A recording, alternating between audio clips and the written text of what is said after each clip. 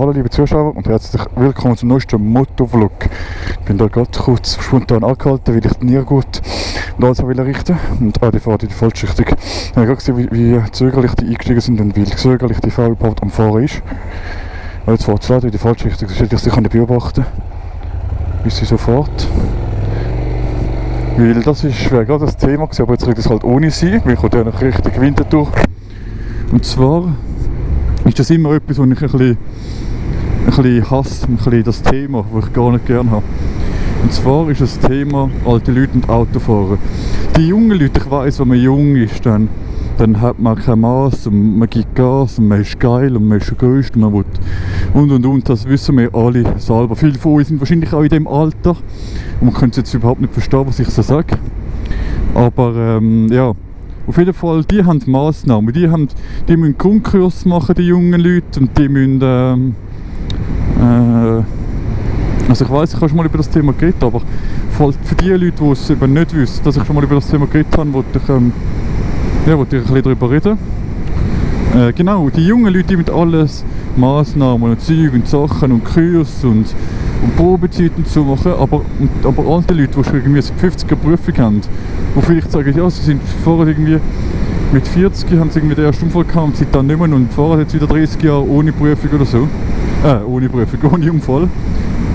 Das ist ja alles gut und recht, aber zeitweise, wenn du siehst, vielleicht sehen wir es jetzt in der Stadt dann auch nochmal, und siehst, wie das müssen nicht alle sich und nicht alle in einen Topf schmeißen, aber wie alte Leute teilweise fahren. Ja. Wie unsicher das überhaupt schon mal ins Auto. Weißt, das Problem ist auch, logisch kann ich sagen, ja, jemand ist unsicher, steigt das Auto ein und hat eine Stunde, bis er drin ist und fährt nachher wieder ganz gut. Das heisst, ich meine, im Formel 1 Auto kommst du auch nicht gut rein und die fahren, das sind Profi-Rennfahrer. Aber trotzdem finde ich einfach, irgendwie, ja, wird das extrem, und das meine ich, wenn ich sage, das wird extrem vernachlässigt, die Alten. Die Jungen, dort gibt es mega viele Richtlinien und alles ausgearbeitet und hast du nicht gesehen, mach schon auf. Aber bei den Alten ist absolut nichts am Machen. Und das ist auch ein bisschen, ja, finde ich auch ein bisschen schade. Also, ja. So, wir gehen Richtung Nöfti. Ich habe aber eine Zeit lang immer so gesagt, wo wir durchgehen und so, und das auch alles in meine Titelbeschreibung gemacht. Aber ich glaube fast, dass ich das nicht mehr mache, weil eigentlich ist der Inhalt vom Video viel wertvoller und viel besser muss der Inhalt sein, als was man sieht. Und ob ich jetzt da durch ganz viele Städte fahren und alles und durchs Land oder ob ich da nur im Winterthur fahren und ja.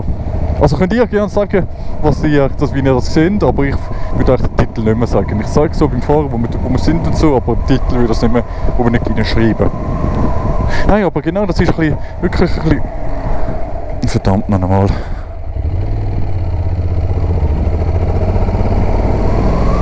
Verdammt noch einmal, habt ihr das jetzt gesehen? Nichts einspuren, nichts. Dumm sich. Nein, eben genau. Das war auch wieder so ein Alter gewesen. Nein, aber ich meine, das ist ein bisschen so ich finde es ein heikles Thema. Ich will nicht sagen, dass irgendwie die Alten das nicht können. Aber zum Beispiel, was ich zum Beispiel auch ganz gut finde, wäre, es gibt ja zum Beispiel den Schleuderkurs. Und dass man den muss machen, die Jungen müssen das machen und sonst, ja, hast du eigentlich den Ausweis nicht mehr. Oder den musst du, glaube ich, innerhalb von den ersten, ich weiß es gar nicht mehr, ersten 2 Jahre oder nein, nicht einmal, erst ein paar Monate oder so gemacht haben nach der Prüfung. Und viel hat es gegeben bei mir, die das wirklich richtig im Kurs, wo sie auf Deutsch gesagt vernachlässigt haben, die irgendwie im letzten Drücker gegangen sind in der Prüfung, an den Kurs. Und ich bin eigentlich relativ schnell gemacht, weil ich auch interessiert bin für das. Ich habe das auch vielmals schon freiwillige Kurs gemacht und so. Egal, ob das Versicherung etwas daran zahlt oder nicht. Ich meine, die zahlt ja nicht den ganzen Kurs. Oder vielleicht gerade deine Stufe da von der Versicherung geht dann ein bisschen ab, obwohl das bei mir schon seit dem Anfang auf 30% unten ist. Nein, aber genau, so viel zu dem. Also irgendwie wäre es gut, wenn die Alten das auch könnten machen. Also entweder haben die Alten, obwohl ich will jetzt nicht irgendwie rassistisch ist es nicht, aber ich will nicht irgendwie gemein sein oder so, aber dass die Alten entweder eine richtig hohe Versicherung zahlen, irgendwie auf 40 oder ich weiß nicht wie viel Prozent, halt wie ein Neulenker oder noch höher sind. Und wenn sie drinnen bleiben, dann müssen sie alle, keine Ahnung, wie das bei den Alten ist, ob die 2 Jahre viel vergessen oder wie das ist. Aber ich sage jetzt mal, dass es immer gut geht, oder ist es mir? Wegen dem Abfall, der dort auf dem Parkplatz liegt, vielleicht. Dass sie entweder die Stufe immer gut geht jedes Jahr und sie müssen eigentlich immer die Tests machen und Kurs machen und so. Oder dass es irgendwie heisst, mit 65, also indem man pensioniert wird oder indem man vielleicht nicht mehr viel Auto fährt oder so, und nicht mehr so die Übung hat und dann irgendwie alle 5 Jahre, ich meine 5 Jahre mal, alle 5 Jahre mal, das ist ja nichts, oder? Also, ich habe zwar früher gesagt, so, als ich in der Schule war, was du noch machen musst, eine Lehre musst du noch machen, Scheiße, ich habe gar keine Lust irgendwie, ich habe Angst und so, wirklich Angst. Und dann musst du dann später und dann nach der Lehre Autoprüfung machen. Oh, ich habe Angst, Scheiße, was ist, wenn ich es bestehe und so. Sicher mega schwierig und so. Und dann musst du ins Militär gehen. Und dann musst du heiraten. Und dann ist eigentlich sozusagen nichts mehr vor, blöd gesagt. Oder? Wie bin ich eigentlich auf das Thema gekommen? Voll verhängt. Wie bin ich da drauf gekommen? Eben. Und dass man eigentlich als alt, dass wenn man mal eine Prüfung mal hat, dass man eigentlich nichts mehr machen muss, finde ich zwar schon chillig, gut und schön, aber auf die andere Seite, wenn du denkst, wäre es schon nicht schlecht. Also auch für die Jungen, also das sage ich nicht, aber die Jungen ist wahrscheinlich die Gefahr einiges kleiner, dass da etwas passieren oder etwas wäre.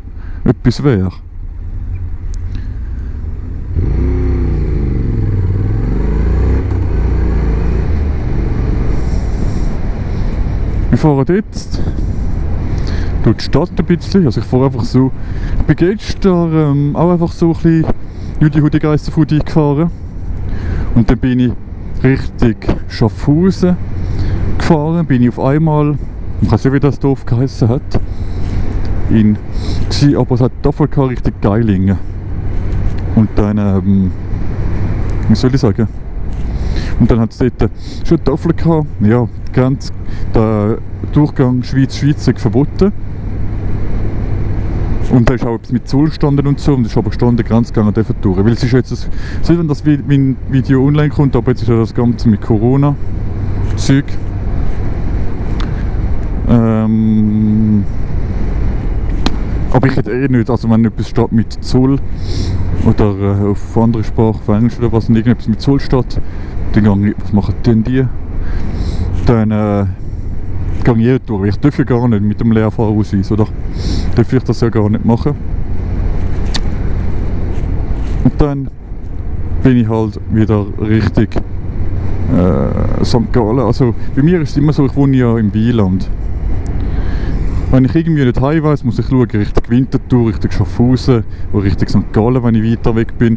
Und dann erkenne ich oftmals schon. Oder dann fahrst du Richtung Winterthur und dann siehst du Ortschaften. Oder was ich auch schon gemacht habe, was ich eigentlich nicht so gerne mache, ist, dass du nicht auf den Veloweg fährst, aber so ein bisschen die Veloweg-Tafeln anschauen, weil die sind oftmals auch ziemlich gut beschriftet. Oder? Was ich hasse, ist im Navi, wenn du fährst, dann heisst es, bieg die Blablabla-Straße ab. Und das sind ja so kleine Tafeln für die Fußgänger, eher für die Fußgänger als für die Autos. Weißt du, wie ich das meine, oder?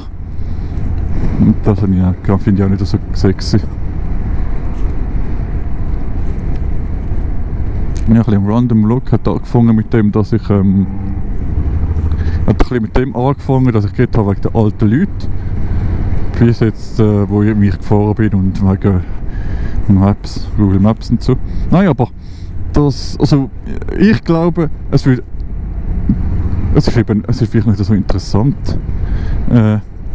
alte Leute das für alte Leute machen, weil wenn man es richtig macht, dann wird vielleicht ganz viel kein Bock mehr zu machen, oder es fahren vielleicht auch schon viele freiwillig nicht mehr, viele alte, also ich meine richtig alt, ich meine nicht 50, 60, 70, ich meine richtig alt, über 70. 70 ist vielleicht gerade mal der Anfang von dem, was ich meine. Ich meine vielleicht so um die 90 um, also wirklich steinalte. Oder? Was ich letztens geil gefunden habe, ich habe JP geschaut, da ist ein TÜV-Prüfer gekommen, dass er mit ihm ein bisschen alles anschauen kann. So. Das macht es ja normal nicht, Hausbesuch, aber dort hat er das gemacht. Und dann hat der TÜV-Prüfer gesagt, das Straubste, was er schon gehabt hat, Thema Polizei. Er fährt mit dem Auto, mit dem Firmenauto, es steht groß TÜV Süd drauf. Die Polizei hat ihn angehalten und hat gesagt, das Auto ist TÜV. Oder? Und das finde ich richtig, also, ja. Was ich auch krass finde ist, also ich weiß nicht die ganzen Gesetze vom Auto und vom Tuner und so, wie alt das die sind, aber man sollte alles immer wieder überarbeiten, weil ich meine, was zum Beispiel, also auch zum Beispiel, der JP hat das Auto und einen Audi, ich weiß nicht mehr wie er heißt. Oh shit, jetzt Schmier.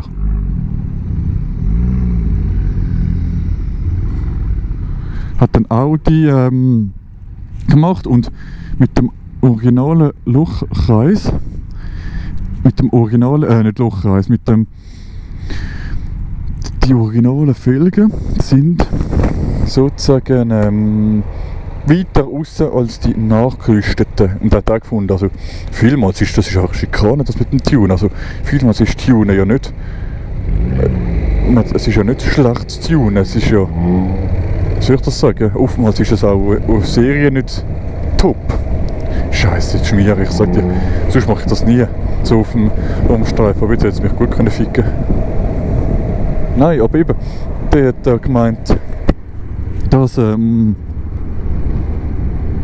Schweden zum Beispiel gibt es gar keine, oder wo ist das gewesen, oder ist das in England, ich wollte nicht etwas falsch sagen, aber es gibt gewisse Länder, wo gar nicht musst, sozusagen Sachen prüfen oder machen oder so. Dann kannst du zum Beispiel übertrieben gesagt den Lochkreis bei deinen Felgen selber rein machen, also übertrieben gesagt. Und ja. Aber der JP hat auch gemeint, ist das so extrem mit dem Prüfen? Also nein, der andere Typ hat gesagt, du musst auch denken, es wird alles extrem geprüft, aber in Deutschland gibt es auf der Autobahn Teilzonen, wo du kannst unbegrenzt fahren, also das heisst, du kannst fahren, was das Auto hergibt, 220, 250, 300 und dann, das ist so eine enorme Belastung für die ganzen Bauteile am Auto, dass das schon extrem gut und jedes Detail und alles muss stimmen. Nicht, also das ist ein Unterschied, ob du mit 130 auf der Autobahn fährst oder mit ob du mit 130, ich gerade mit dem Fuß sagen, ob du mit 130 auf der Autobahn fährst oder mit 250, oder? Also das ist schon fast das Doppelte. Und die Belastung ist auch enorm dann, oder? Und er hat gemeint, es ist ja so, sie wollen ja in Deutschland auf 130 reduzieren, die Höchstgeschwindigkeit. Und der JP hat gemeint, ja, aber würdest du als TÜV-Experte sagen, man kann das in Kauf nehmen, dass dafür das Tunen ein bisschen lockerer gemacht wird, weil es ja schon extrem ist. Hat er gemeint, er weiss nicht, das kann man nicht so abwägen, oder in dem Sinn. Also, ja, der JP hat gesagt, doch, er würde jeden Fall das in Erwägung ziehen, weniger schnell fahren, dafür besser tunen. Ich würde es auch auf jeden Fall in Erwägung ziehen. Vor allem musst du, aber was aber trotzdem musst du sagen, in der Schweiz ist es mal 130, glaube ich, oder so Tempolimit und dann haben sie das Probeweis oder bei irgendetwas haben sie es auf 120 gesetzt und das ist nie mehr hochgekommen. Aber ich muss auch sagen, wenn sie das gemacht haben, ich weiß nicht, wenn sie das gemacht haben, vielleicht haben sie das von Also es ist, seit ich mich erinnere, seit es mich interessiert. Aber ich denke, das ist wahrscheinlich schon, ich weiß nicht, wie lange das her ist, wahrscheinlich ist es über 30 Jahre her. Und man denkt, wie die Autos von 30, also keine Beleidigung, ich habe selber alte Autos, aber wie die Autos von 30 Jahren gebaut sind und wie sie heute gebaut sind, dann müsste ja die Geschwindigkeit nicht. Und wie die Leute heutzutage zu Weg sind und wie die Leute von 30 Jahren zu Weg sind, dann müsstest du eigentlich, hey, was macht der? Müsstest du eigentlich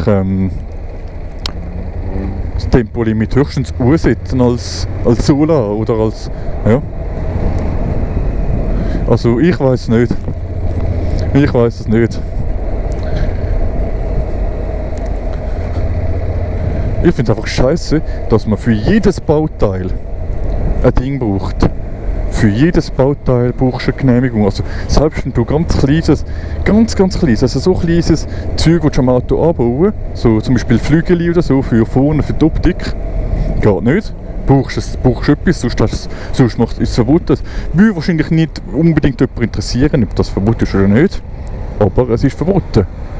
Dann brauchst du, und das ist nicht ein kleines Auto, dann brauchst du Splitterschutz, musst du abgeklärt haben, wegen dem Fußgänger und ich weiss nicht, was alles das noch musst haben. Das ist mir leider gerade das Einzige, was mir gerade im Sinn kommt. Aber schau mal die Blinker runter. Oder? Also, ich weiss nicht. Also ich finde es ein bisschen mit dem ganzen... Aha. Krass. Aber abgesperrt ist es nicht vorne. Oder? Oder hat die Tür zu? Mal, da gibt es glaube ich normalerweise eine Tür und die Tür ist jetzt zu. Oder? Weiß nicht. Da wartet nicht schon erwartung. Nein, also ich würde mal sagen, bevor es das Ganze noch in die Länge gezogen wird, werden wir jetzt das Video beenden und hören uns das nächste Mal wieder. Ciao miteinander, euer Obscuro 94.